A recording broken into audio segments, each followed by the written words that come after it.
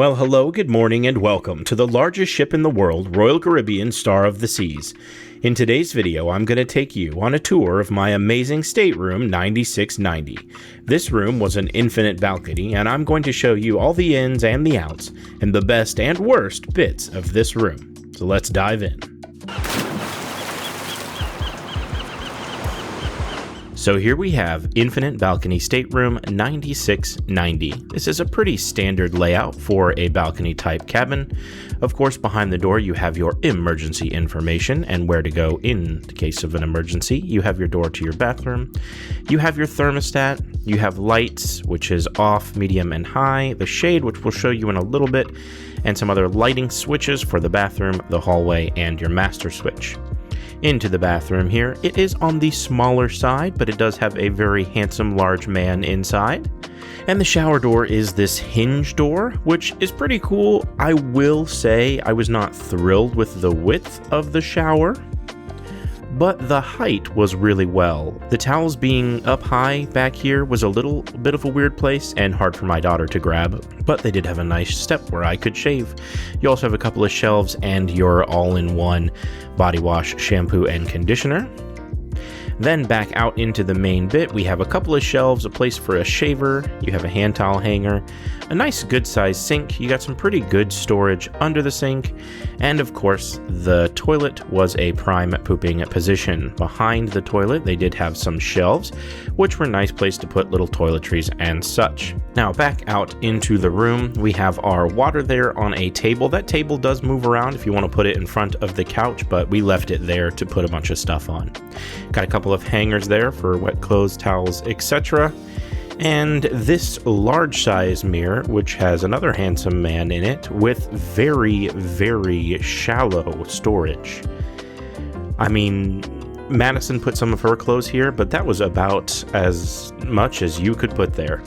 And abracadabra, the safe was a bit deeper, which was pretty interesting, but a magician never reveals his secrets, so you're never gonna know how they made that deep. Oh, there it is. There's the pocket. Oh, okay.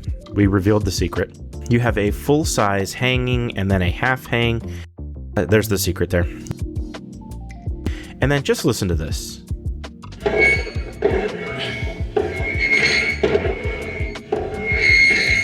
Nice.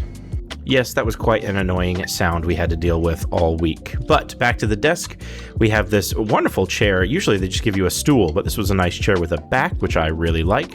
The lighting was great here in front of the vanity. However, if you're standing, and my height at 6 foot something, you cannot see yourself.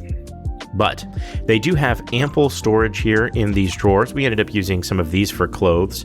This one is actually a little deeper than the other one, so I kind of like that variety of depth in the drawers at the desk. And then, of course, you have your cooler here. Not a fridge. Keep things cool, not cold. But we put some waters in there with some electrolytes in them, so stay hydrated.